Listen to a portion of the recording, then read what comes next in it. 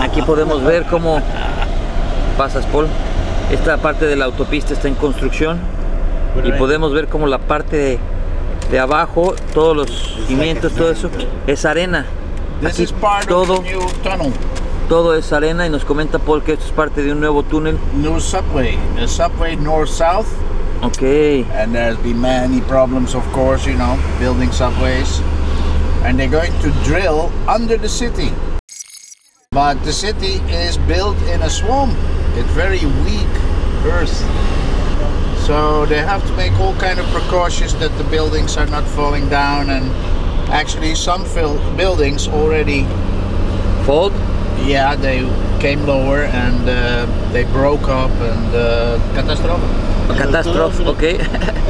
Nos comenta Paul que se está construyendo un nuevo metro, que se va a construir un nuevo túnel para que pase el metro, pero que tienen que tomar muchas precauciones porque como la ciudad está construida en tierra muy blanda, en arena, pues tienen que ser muy precavidos, que inclusive han habido casos de edificios que ya se enchuecaron o algunos corren el riesgo de caerse porque los cimientos no están bien hechos.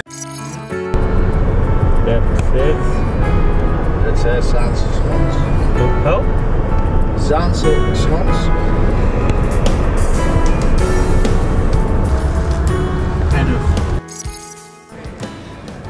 Bueno, ya llegamos, estamos en las afueras de Holanda y vemos aquí un compartimiento muy especial que nos llamó mucho la atención.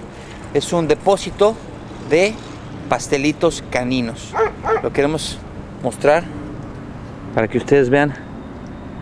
Aquí es donde la gente deposita los pups de sus perros. Una vez que las recogen, se depositan en este compartimiento y después vienen los de la basura y se llevan esta pup y lo utilizan como abono en algún lugar. Nos dirigimos ahorita a cruzar en un ferry. Vamos a mostrarles un lugar muy interesante de las afueras de Ámsterdam.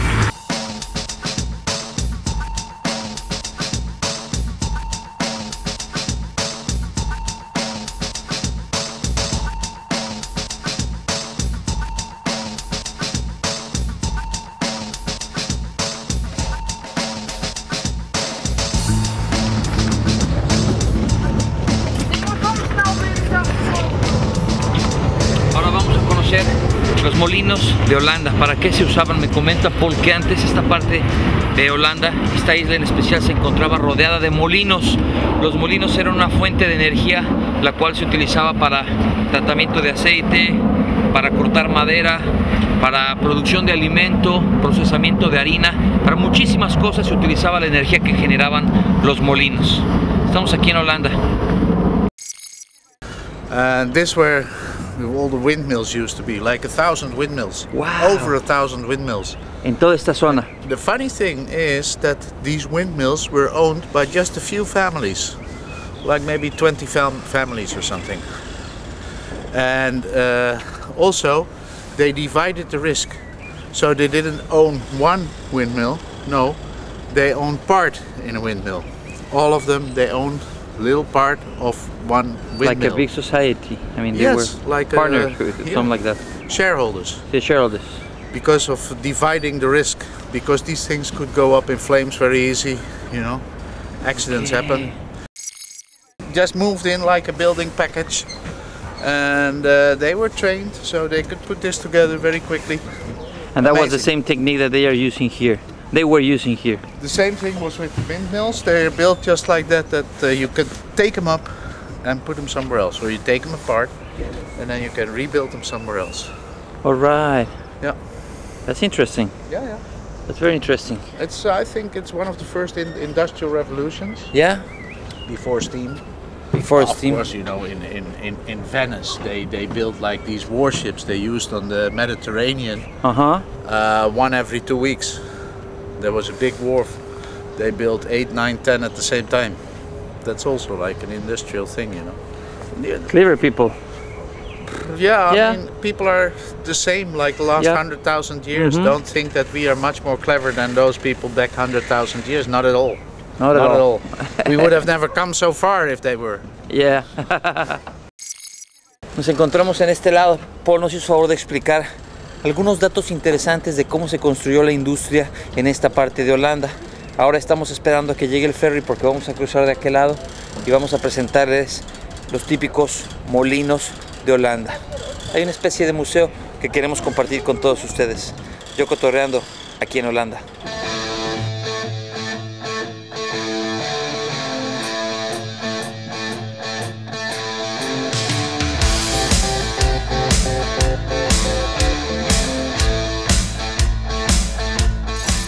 Ok, nos comenta Paul que estas eran las bases de... This is a little bit used, you can see it. Que esta está un poco usada, aquí podemos ver el desgaste, pero estas eran bases de windmills. Yes, for harina. Para harina. Para harina. Ok. And that's also the reason, as porque it was allowed to have sand in the bread. Ah, ok. Because you never know, because there's always sand and stone that comes from the stones. And so Napoleon, he made a law against the maximum quantity of sand in the bread. Okay. Yes.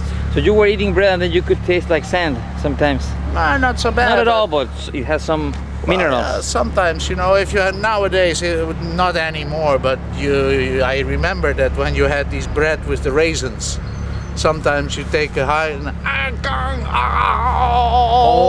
stone. Oh.